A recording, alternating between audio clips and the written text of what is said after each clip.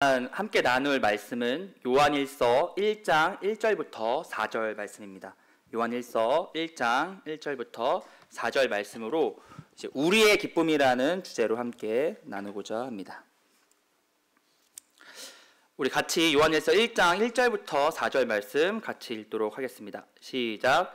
태초부터 있는 생명의 말씀에 관하여는 우리가 들은 바요 눈으로 본 바요 자세히 보고 우리의 손으로 만진 바라. 이 생명이 나타내신 바 된지라. 이 영원한 생명을 우리가 보았고 증언하여 너희에게 전하노니 이는 아버지와 함께 계시다가 우리에게 나타내신 바 된 이시니라. 우리가 보고 들은 바를 너희에게도 전함은 너희로 우리와 사귐이 있게 하려 함이니 우리의 사귐은 아버지와 그의 아들 예수 그리스도와 더불어 누림이라. 우리가 이것을 쓰면 우리의 기쁨이 충만하게 하려 함이라. 네, 그래서 오늘 말씀을 통해서 이제 주제문은 하나님은 당신이 주님과 교제함으로 기뻐하기를 원하십니다라는 주제로 함께 말씀을 나누고자 합니다. 실은 이제 4월에 이제 최정남 형제님께서 이제 5월 수요 강단 말씀을 이렇게 준비할 수 있겠냐고 이렇게 카톡을 보내셨는데, 그때 제 답은 참 제가 좀 어떻게 보면 좀 무례했던 것 같아요. 보고 선뜻 내라고 대답을 못하니까 한 8시간, 한 9시간 동안 계속 뭐 일십이라고 하죠. 읽고 그냥 답을 제가 안 했어요. 제 마음속에 계속 갈등이 있었거든요. 그래서 과연 내가 지금 말씀을 전할 수 있는 영적인 상황인가 상태인가 돌아보게 계속 되고, 도저히 이게 두 마음인 거죠.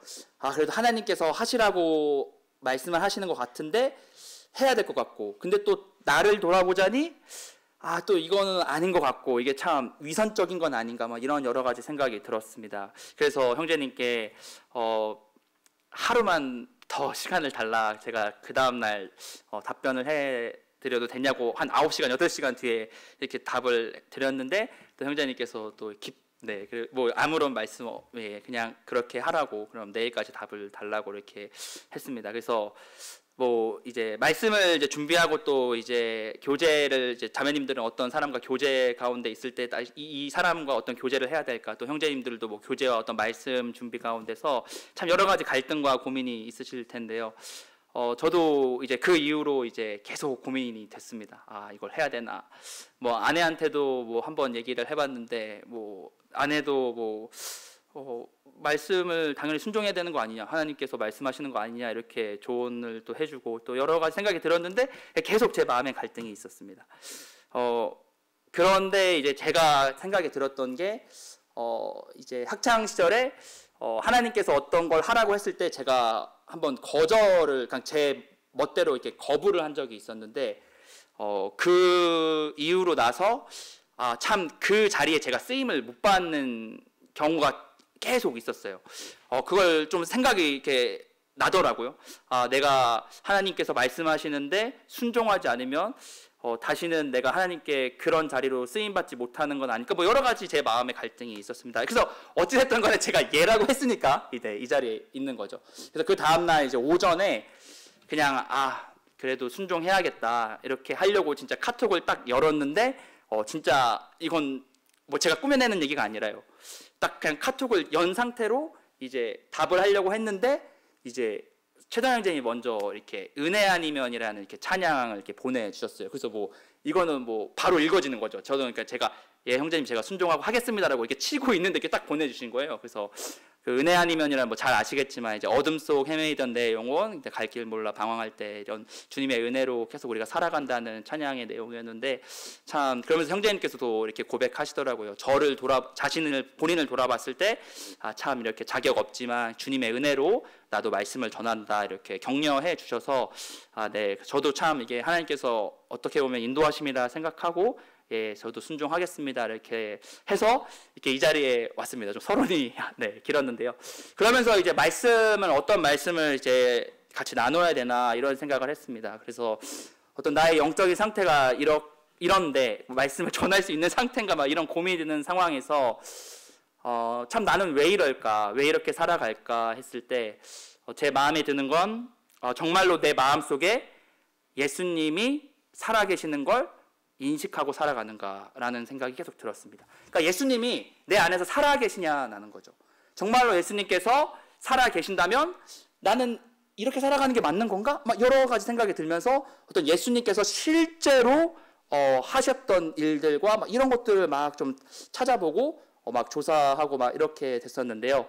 그래서 원래 제목은 원래 우리의 기쁨이 아니라 원래 예수님의 실존과 의미에 대해서 좀 함께 나누려고 했는데, 그러면 너무 이런 외부적인 자료를 많이 쓸 것 같고, 그러면서 그런 가운데서 이 요한일서 1장 이 말씀, 사도 요한이 예수님을 실제로 보았고 만졌고 들었다라는 이 말씀을 저한테 주시고, 저도 계속 이렇게 읽어가면서 짧지만 그래도 이 말씀을 한번 나누면 좋겠다라는 생각이 들었습니다.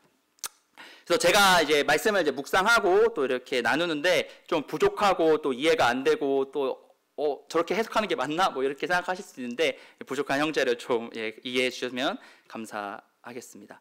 그래서 이 말씀을 이제 돌아가면 이제 주제문이 하나님은 당신이 주님과 교제함으로 기뻐하기를 원하신다라는 거죠. 그럼 우리의 이 교제의 대상이신 예수님은 누구신가는 요한일서 1장 1절부터 나와 있는데요. 첫 번째로는 저는 이제 영원하신 예수님을 주목하게 되었습니다. 태초부터 있는 생명의 말씀에 관하여는 우리가 들은 바요, 눈으로 본 바요, 자세히 보고 우리의 손으로 만진 바라. 이 태초부터 있는 생명의 말씀은 우리가 잘 아시다시피 예수님을 의미합니다. 그 예수님에 대해서 설명을 하는데 그것이 먼저 태초부터 계셨다라는 거죠. 이 태초부터라는 이 계신다라는 이 의미는 시간에 구애받지 않는 예수님의 어떤 신성에 대해서 말하기도 하고요. 또 그런 의미에서 시간적인 개념으로 봤을 때 영원성에 대해서도, 영원하신 예수님에 대해서도 우리가 말할 수 있습니다. 그래서 요한복음 1장 1절도 같이 이렇게 호환하고 이렇게 같이 쓰는 말씀인데요. 요한복음 1장 1절 한번 같이 읽겠습니다. 시작. 태초에 말씀이 계셨으니 이 말씀은 곧 하나님이시니라. 예, 이 태초에 말씀이 계시니라, 요한복음에서 말씀하시는 이 말씀 또한 우리가 예수님을 지칭하는 것으로 알고 있습니다. 그래서 예수님께서는 어느 시간에도 구애받지 않으신다는 거죠. 태초부터 이미 이 세상을 창세하기 전부터 계셨고, 심지어 지금도 계시고 미래에도 계시고, 우리가 감히 그 시간이라는 그 영원이라는 개념을 완벽히 이해할 수는 없지만, 그래도 예수님은 감사가 되는 건 시간에 구애받지 않는다는 건 지금도 우리와 함께 계시다라는 것에 좀 생각하게 되고 감사가 되었습니다. 두 번째는 이제 생명이라는 것에 주목하게 됩니다. 예수님은 생명이시라는 거죠. 이 생명이라는 이제 단어를 좀 찾아보면 우리가 이제 실질적으로 우리가 이렇게 움직이는 이런 육체적인 생명뿐만 아니라 영적인 생명도 같이 쓰고 있습니다. 그래서 우리가 어떤 이런 생명을 했을 때, 저는 좀 항상 이 구원이나 이런 생명 관련돼서 얘기를 했을 때 너무나도 많이 영적인, 우리가 죄에 빠졌다가 이제 구원에 대한 그런 생명에 대해서 강조하는 것도 분명 맞지만, 우리가 구원받은 이후로 우리가 이 삶을 지탱하고 우리가 하나하나 삶을 이루어가는 데에도 주님, 이 생명 또한 우리 주님께서 주신 것을 우리 항상 생각했으면 좋겠습니다. 그래서 요한일서 5장 12절은 영적인 생명에 대해서 이제 강조하는데, 아들이 있는 자에게는 생명이 있고 하나님의 아들이 없는 자에게는 생명이 없느니라 라고 얘기하고 있습니다. 여기서 아들은 우리 예수님을 지칭하죠. 혹시 대부분의 여기 계신 성도님께서는 우리 예수님을 정말 개인의 구세주로 영접하시고 자신의 죄를 우리 주님께서 십자가에서 다 지시고 피 흘리심으로 용서해 주시고 부활하심으로 이렇게 영원한 생명을 주셨다는 것을 믿고 있습니다. 혹시 여기 뭐 제가 다 지금 보일 수는 없지만 아직 예수님을 개인의 구세주로 받아들이지 않으신 분은 정말 여러분들 마음속에 생명이 있는지 아니면 죽음 가운데 있는지 다시 한번 돌아보셨으면 좋겠습니다. 오직 생명을 주실 수 있는 분은 우리 주 예수님이십니다. 그리고 그 예수님 안에 거하여야지만 우리에게 생명이 있다고 말씀을 하고 계십니다. 참 우리에게 이 삶을 지탱할 수 있는 생명뿐만 아니라 우리가 죄값을, 우리가 감당해야 될 그 죄값을 주님께서 치러주시고 우리가 이제는 영적으로 다시 살아나게 하신 예수님께 감사를 드립니다. 또 세 번째로는 이제 말씀이신 예수님을 우리가 생각하게 됩니다. 이 말씀이라는 이제 단어 자체로만 봤을 때는 이제 말, 어떤 생각, 하나님의 말씀, 어떤 이런 객관적인 어떤 사물, 뭐 약간 이런 어떤 인격이라는 느낌은 이제 없는데, 그러나 우리가 이 성경을 이제 문맥적으로 파악했을 때 당연히 여기서 이 말씀은 어떤 그런 객관적인 사물 그런 것이 아니라 어떤 하나님의 계시가 되시는 예수님으로 우리가 받아들일 수 있습니다. 뭐 이 말씀에 대해서 이제 많은 분들이 뭐 말씀도 하셨고 뭐 여러 자료들이 있는데, 뭐 그런 자료들은 뭐 로고스라고 해서 뭐 이것이 뭐 창조주다, 뭐 이것이 어떤 그 시대를 관통하는 하나의 큰 뭐 개념이자 뭐 대안이다, 뭐 약간 이런 것들도 많은데, 어쨌든 성경 자체로 봤을 때 이건 예수님이십니다. 그래서 그 예수님이 어떻게 우리에게 나타내시냐, 말씀으로 하나님께서 우리에게 전해주시고자 하는 그 말씀들을 우리가 마태부터 이제 요한까지 해서 그 복음서를 통해서 하나님께서 예수님을 통해서 하시고자 하는 그 말씀과 계시를 다 이루셨다는 것을 우리가 알 수 있습니다. 그리고 나서 이제 실존하신 예수님에 대해서 우리가 볼 수 있는데요. 우리가 들은 바요, 눈으로 본 바요, 자세히 보고 우리의 손으로 만진 바라. 그러니까 예수님께서는 그저 그냥 뜬구름 잡는 그런 뭐 어떤 뭐 육이 없는 막 그런 영적인, 그러니까 영으로만 계신 그런 것이 아니라 육을 입고 오셨다고 강조합니다. 제가 적진 않았지만 이때 당시에 뭐 많은 분들이 아시겠지만 영지주의라는 그런 이단 사상이 퍼졌습니다. 결론적으로 요약하자면 영적인 것이 옳다, 육이 있는 것은 악하다라는 것입니다. 그러니까 영적인 것이 좋고 육적인 것이 악하다면, 그럼 예수님은 만약에 육을 입었다면 그럼 악한 것이 이렇게 되는 것이 아니야. 그러니까 예수님은 육을 입으신 게 아니라 영적인 존재다라는 것을 영지주의로 간략하게 요약할 수 있는데요. 그러나 그런 것이 아니라고 요한 사도는 얘기하죠. 사도 요한은 예수님을 우리가 들었고 눈으로 봤고 자세히 보고 우리의 손으로 만진 바 됐다고 얘기하고 있습니다. 우리 누가복음 제가 올렸는데 한번 같이 읽었으면 좋겠습니다. 시작. 예수께서 이르시되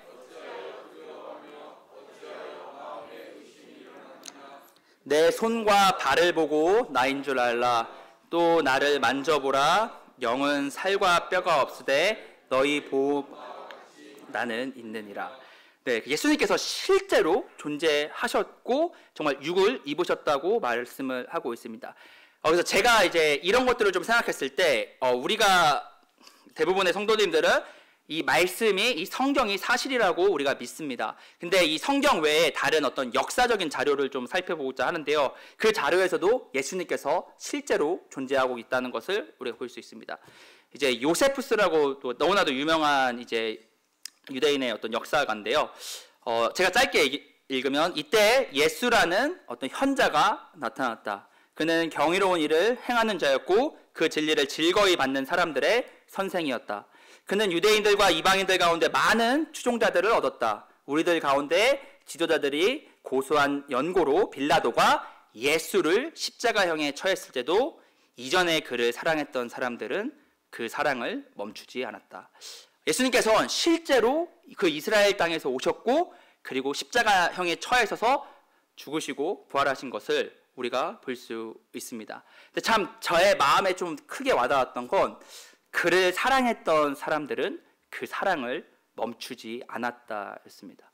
여러분들께서는 구원 받으시고 그 사랑에 참 감격했습니다. 참 그 사랑을 멈추지 않았다.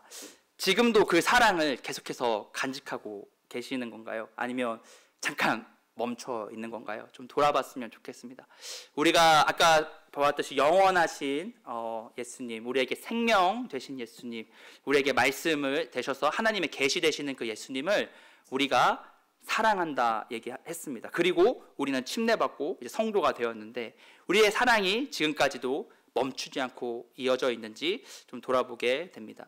이는 선지자들이 그에 관하여 수만 가지 예언했던 것처럼 3일 만에 다시 살아 나타났다. 바로 오늘날까지도 그 이름을 본딴 그리스도인들이란 족속은 소멸하지 않았다라고 얘기하고 있습니다. 참 예수님의 실존이 이렇게 큰 의미가 있다라는 생각이 듭니다. 여러분 잘 아시다시피 이제 로마 시대 때 엄청난 탄압과 박해와 압제 속에서도 그들은 그 주님의 이름을 버리지 않았습니다. 주님을 끝까지 사랑했고 사모하고 그 안에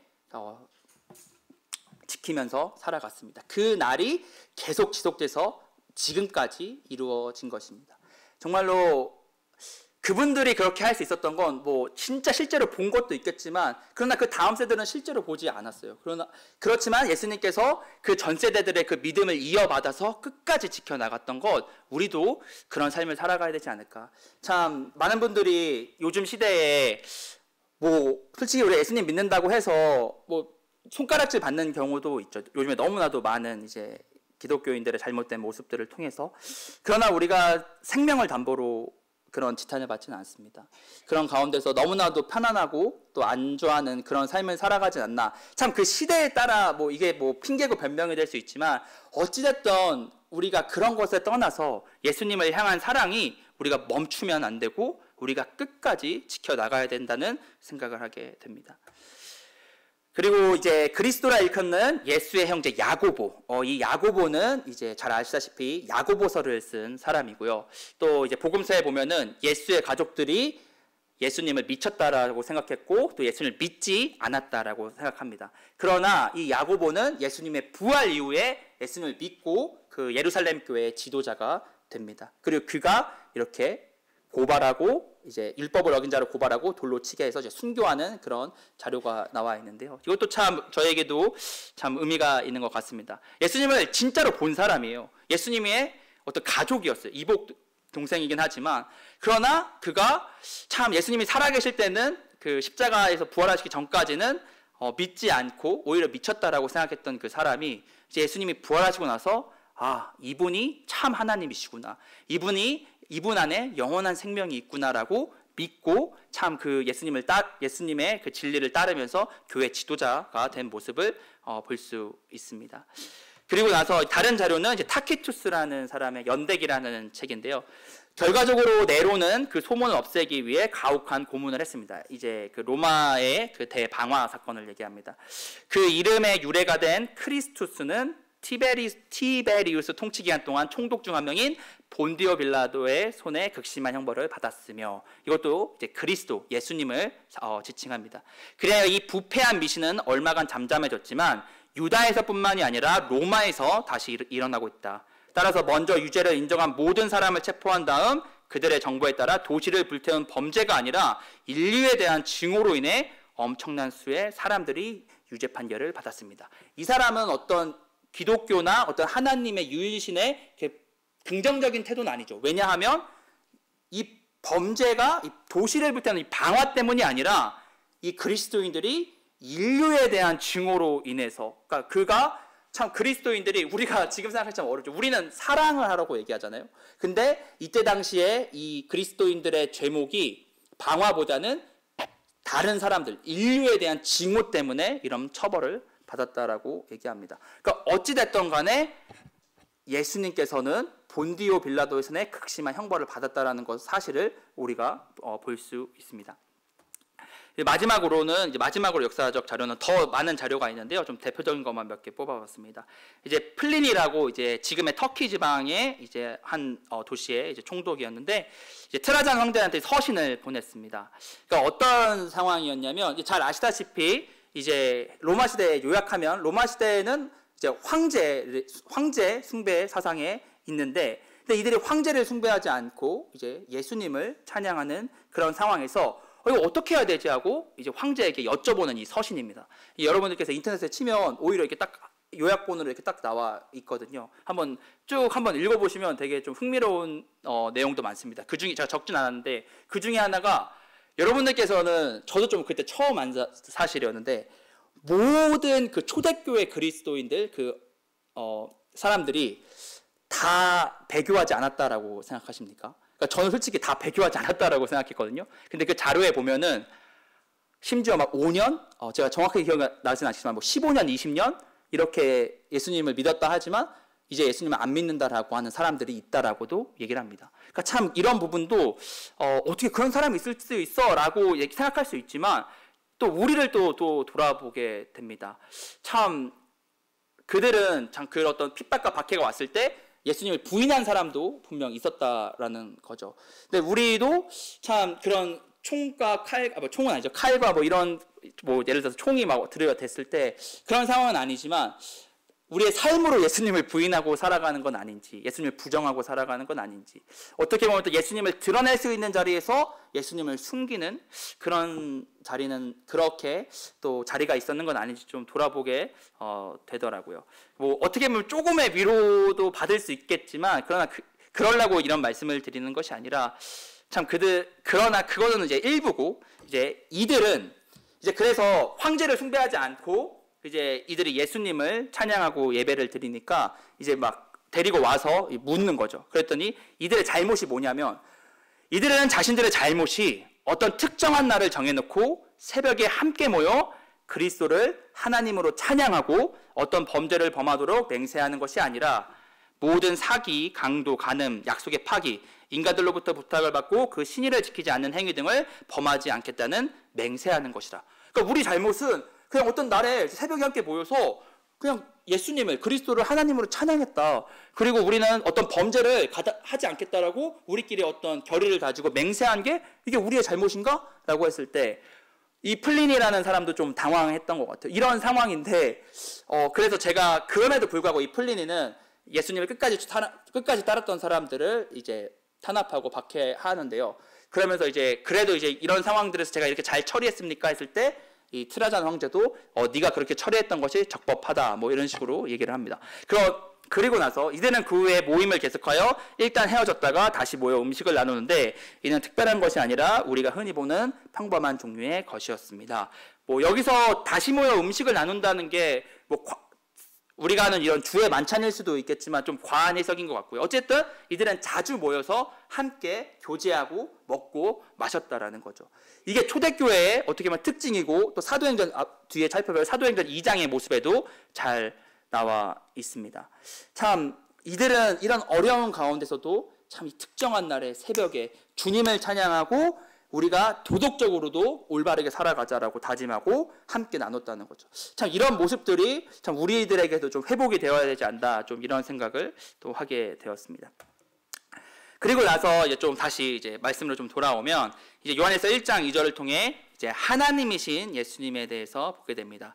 계속해서 나타났듯이 이 생명이 나타내신 바 된지라 이 영원한 생명을 우리가 보았고 증언하여 너희에게 전하노니 이는 아버지와 함께 계시다가 우리에게 나타내신 바 된 이시니라. 우리가 아까 읽었던 요한복음 1장 1절에 이 말씀이 하나님과 함께 계셨으니 이 말씀은 곧 하나님이시니라. 이 하나님과 함께 계시다라는 말씀을 계속 묵상하면서 여기서 조금 막혔거든요.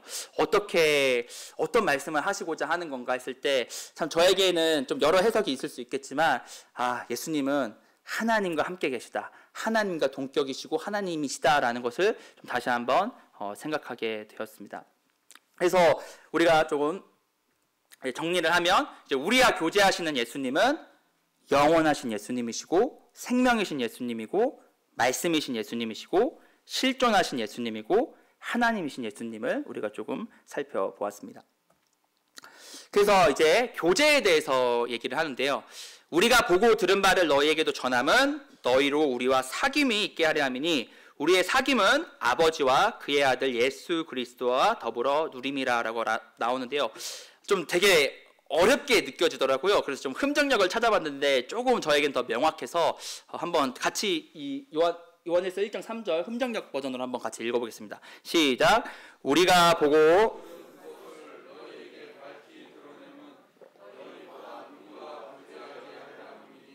참으로 우리의 교제는 아버지와 함께하는 것이며 그분의 아들 예수 그리스도와 함께하는 것이다. 네, 우리의 교제는 아버지와 함께하는 것이며 그분의 아들 예수 그리스도와 함께하는 것이라고 나와 있는데요. 먼저 이 사귐, 이 교제라는 단어를 좀 살펴봤을 때 이것이 어떤 공유하다, 참여하다라는 의미가 있습니다. 그러니까 어떤 일에 특별한 어떤 목적이나 이런 공동의 어떤 뜻을 가지고 함께 공유하고 이제 참여하다라는 이제 단어적인 뜻이 있는데요. 좀 이런 것들을 좀 생각해봤을 때 똑같은 단어로서 이제 사도행전 2장 42절에 그들이 사도의 가르침을 받아 서로 교제하고 떡을 떼며 오로지 기도하기를 힘쓰니라라고 나와 있는데요. 네. 제가 사도행전 2장 42절 외에도 좀 더 살펴보면 제가 좀 읽어드리겠습니다. 사람마다 두려워하는데 사도들로 말미암아 기사와 표적이 많이 나타나니 믿는 사람이 다 함께 있어 모든 물건을 서로 통용하고 또 재산과 소유를 팔아 각 사람의 필요를 따라 나눠주며 날마다 마음을 같이하여 성전에 모이기를 힘쓰고 집에서 떡을 떼며 기쁨과 순전한 마음으로 음식을 먹고 하나님을 찬미하며 또 온 백성에게 칭송을 받으니 주께서 구원받는 사람을 날마다 더하게 하시니라. 그러니까 이들은 초대교회 사람들은 모든 것을 함께 나누었다라는 거죠. 뭐 지금 이 시대에 우리가 다 같이 재산을 다 모아서 팔고 함께 지내자. 저는 제가 아직 뭐 더 깊이 살펴보진 않았지만, 그러니까 이때 이 시대는 특정한 이유가 있었다라고 생각이 듭니다. 이것을 모든 시대와 모든 사람들에 각각 적용할 수 없지만, 그러나 이 뜻은 우리가 좀 기억해야 될 필요가 있습니다. 이들이 모든 것을 함께 소유하고 공유하고 나누고 함께했다. 저는 이 말씀에 가장 중요하다고 생각하는 건 함께했다라는 것입니다. 참 우리가 이 교회에서 또 이런 사회에는 참 우리가 개인주의와 또 어떤 이기적인 사회, 이런 풍조가 많은 이 사회에서 함께한다라는 것이 참 많이 좀 어떻게 보면 또 생소할 수 있지만 좀 교회에서 참 많이 강조하고 있는 건데, 참 우리가 그런 것들을 하고 있는가 좀 돌아보게 되었습니다. 여기 앞에 장모님이 와 계시는데 참 감사하게 저희가 1년 좀 넘게 이제 북구로 이제 이사를 갔는데, 뭐 저희 집에 오신 분들은 알겠지만 참 하나님께서 참 과분한 이렇게 집을 허락해 주셨죠. 그리고 장모님께서 이제 집에 오셔서 이렇게 함께 오셔서 이제 말씀하셨는데, 이제 황서방 이 집이 참 이런 기도하는 집이 되었으면 갑자기 왜 이러죠? 기도하는 집이 되었으면 좋겠다 이렇게 얘기를 하시더라고요. 근데 그 말씀이 제 마음에 탁 박혔는데 제가 참 이렇게 순종하지 못했던 것 같아요. 참 그런 와중에 이제 한 3주 전쯤에 참 저희 자매와 교제하면서 참 우리 30대 가정이 참 젊은 가정들이 우리가 참 하나 되어서 함께 했으면 좋겠다 이렇게 서로 이렇게 나누게 되면서 그래 그럼 우리가 일주일에 한 번, 저희는 이제 소그룹 1조인데요. 우리가 소그룹 1조 30대 가정인데 일주일에 한 번씩은 꼭 만나자. 그래서 이제 한 2주 전부터 이제 2주 전에 토요일에 한번 만나서 이제 같이 기도하는 시간 가지고, 저번 주는 이제 뭐 어린이날 또 그다음 토요일 이렇게 같이 만나서 이렇게 나누었는데 참 저번 주는 그냥 이제 거의 뭐 밥 먹고 뭐 애들 보느라고 좀 정신이 없었지만, 저번 주는 이제 저희 집에 모여서 참 형제들이 애를 보고 자매들이 이제 같이 서로 기도 제목 나누고 기도하고, 또 이제 그 끝나고 이제 자매들이 아이들을 보고 형제들이 같이 이렇게 기도하는 시간을 가졌는데 참 이게 너무 오랜만인 것 같다 이런 생각이 들더라고요. 그러니까 이렇게 공적으로 우리가 금요 집회하는 시간도 너무 좋고 하지만, 이렇게 우리가 소수의 소그룹끼리 모여서 서로의 어떤 고민과 기도 제목을 나누면서 기도했던 게 참 오랜만이기도 하다 이런 생각이 들면서 참 그 시간이 너무 감사가 되었습니다. 그래서 참 제가 뭐 감히 뭐 이렇게 제한할 그런 뭐 자는 아니지만, 참 주님께서 우리에게 소그룹과 또 이렇게 함께 해주신 형제 자매님들을 주셨는데, 우리가 진짜 서로 함께하고 진짜 교제하고 먹고 마시고 기도하며 찬양하며 주님의 말씀을 나누는 우리가 그런 교제를 하고 있는지 참 또 돌아보게 되는데, 어쨌든 이런 마음을 주신, 뭐 뭐 저희가 잘했다 이런 것보다 이런 마음 또한 성령님께서 주신 거라고 생각이 듭니다. 성령님께서 이런 마음을 주셨을 때 또 아까도 말씀해 드렸듯이 참 저희 집이 기도하는 집이 되었으면 좋겠다라는 그 말씀이 계속 저한테 못이 박혀 있었었는데 참 그래도 어쨌든 조금이나마 순종하고자 하니까 하나님께서 저에게 참 평안함과 좋은 마음을 주셔서 감사가 되었어요. 솔직히 좀 더 솔직하게 말씀드리면 이제 투표를 올리잖아요. 속으로 이제 리더분들은 아실 거예요. 뭐 이제 이때 만납시다 하고 투표를 올려요. 그러면 대부분 이제 뭐 잘하시는 분만 잘하고 아예 뭐 반응이 없으신 분들은 아예 반응이 없어요. 그래서 저는 어떻게 생각하냐면요. 아예 반응이 없는 사람들은 얘네들이 뭐 얘네 죄송합니다. 얘네들 저보다 더 밑분은 이 형제님들이 뭐 청소년도 아니고 뭐 각자 다 성인인데 뭐 자기들이 뭐 하면 하는 거지 뭐 안 하는 사람을 굳이 내가 따로 연락해서 뭐 할 필요가 있나? 뭐 이런 생각이 솔직히 들었어요. 아니 뭐 각자의 어떤 뭐 제가 뭐 안 올리는 것도 아니고 좀 이때 모이니까 좀 투표해 주세요. 투표 부탁드립니다. 이러면서 투표를 안 하면 그분들이 뭐 잘못됐다라는 게 아닙니다. 그분들을 판단하면 안 되죠. 오로지 판단은 하나님께 있으니까요. 그런데 그러니까 저는 제 마음에 솔직히 판단이 들었던 것 같아요. 근데 이제 이런 마음 또한 이제 자매랑 또 이제 교회 끝나고 이제 금요일이었네. 집회 끝나고 토요일인가 청년회 끝나고 가는데 얘기를 하니까 뭐 그런 마음을 가지면 안 되지 막 이러시는 거예요. 막 이러는 거예요. 아니 그분도 사정이 있지 않겠냐. 참 그 투표를 하고 싶지만 하지 못할 그 마음이 있지 않겠냐. 왜 그 마음은 못 헤아리냐. 저 솔직히 말씀드리면 제가 그때 뭐라는 줄 알았어요. 뭐라 그랬냐면 뭐 애들도 아니고 뭐 이랬어요. 솔직히 말씀드려요. 근데 또 이게 또 제 마음에 계속 박혀 있는 거예요. 그래서 요번에 또 올리면서 이제 제가 이제 투표를 잘 참여하지 않는 분에게 전화를 드렸어요. 그랬더니 좀 한결 마음이 좀 편하더라고요. 그래서 참 뭐 잘 아실 거예요. 이렇게 뭐 참여를 안 하는 사람들 뭐 다 컸는데 뭐 형제고 자매인데 뭐 알아서 하는 거지가 아니라 참 우리가 격려할 필요가 있지 않나. 참 이렇게 참석하기 어려운 상황도 있을 거고 참여하기 힘든 상황도 있는데 그 사람들을 우리가 지탄하고 판단하고 왜 이래? 다 컸는데 왜 그래? 그런 게 저처럼 그런 게 아니라 참 때로는 그 사람들의 상황과 마음을 살피면서 좀 격려할 필요가 있다. 그래야 우리가 어떤 이제 교제가 되지 않나 이런 생각을 또 하게 되었습니다. 근데 어쨌든 이 말씀에 나와 있는 이 교제는 뭐라 얘기하면 아버지와 그의 아들 예수 그리스도와 함께하는 것이라고 얘기하고 있습니다. 뭐 여러 가지 많은 분들이 해석할 수 있을 것 같아요. 이것들이 이 말씀이 여러분들 마음에 어떻게 다가오는지 모르겠지만 저한테는 아까도 초반부에 얘기했듯이 하나님 아버지와 예수님을 인식하며 사는 것이라 생각이 듭니다. 우리가 얼마나 많이 예수님을 인식하며 살아갈까요? 우리가 일을 하고 공부를 하고 당연히 공부를 막 어디 학생들은 공부를 막 하는데 막 수학 공식을 푸는데 예수님 뭐 이러면서 풀진 않잖아요. 당연히 우리가 해야 될 때 일을 할 때나 공부할 때나 어떤 이제 가정에서의 집할 때는 당연히 그 일에 집중을 당연히 해야 되죠.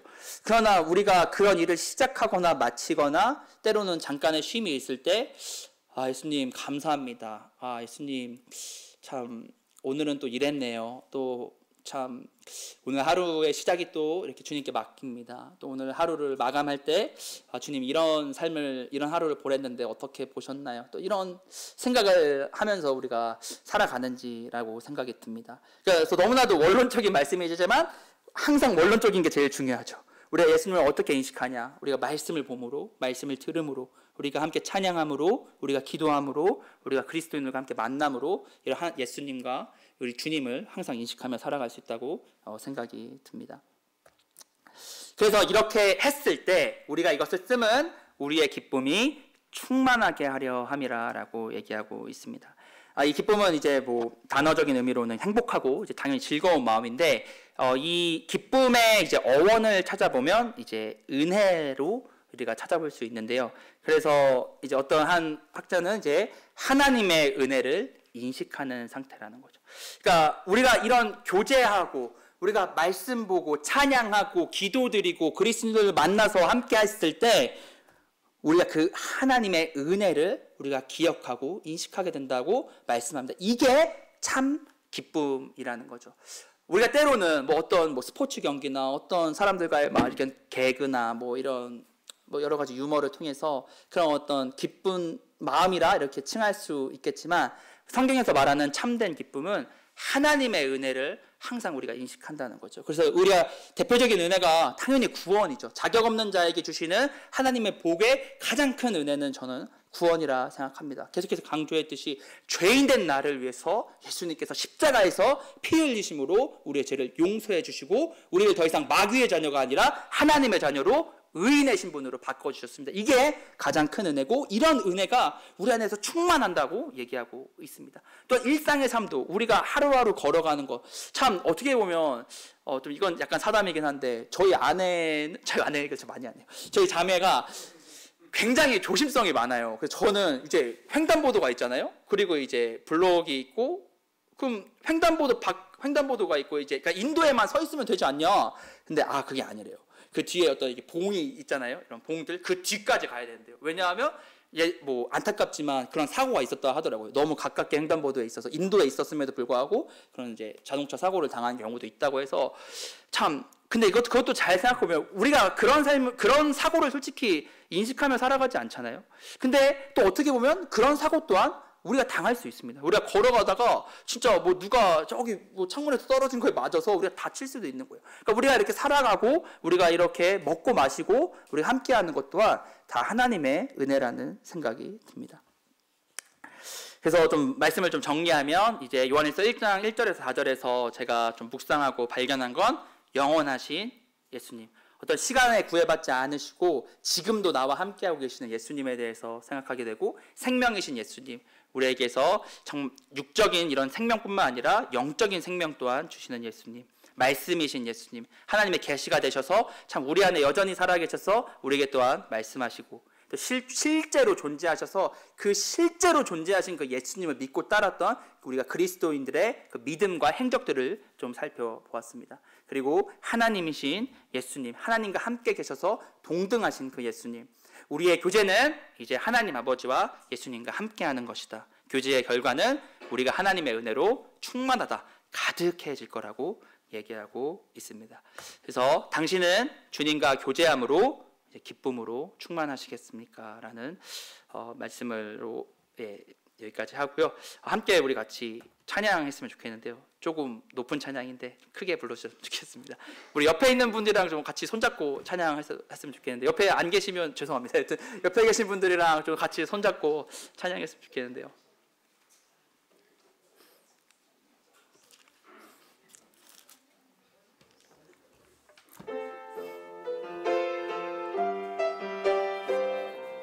주 안에 우린 하나, 주 안에 우린 하나, 모습은 달라도 예수님 한 분만 바라네.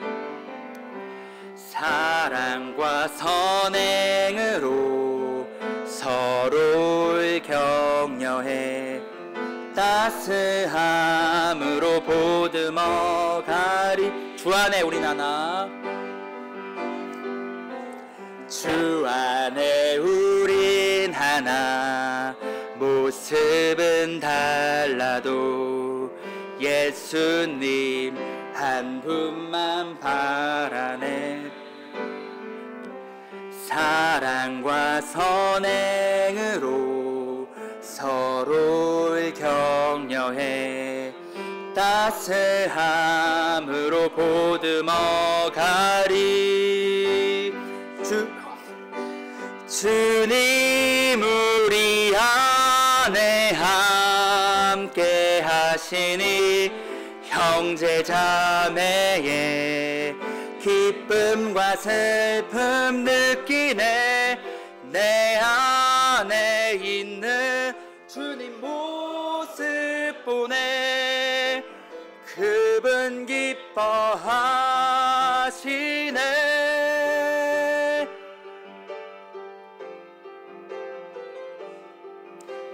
주님 우리를 통해 계획하시니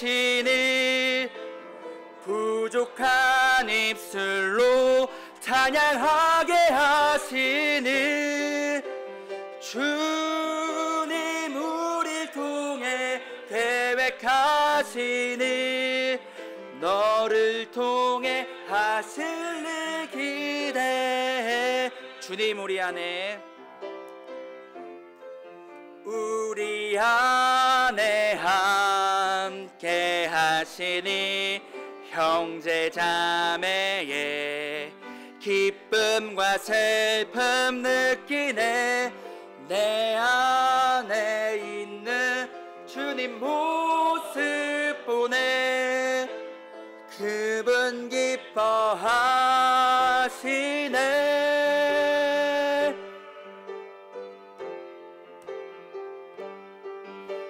주님 우리 통해 계획하시는 부족한 입술로 찬양하게 하시는 주님 우리 통해 계획하시는 너를 통해 하실 일 기대해. 네, 감사합니다. 말씀 마치도록 하겠습니다.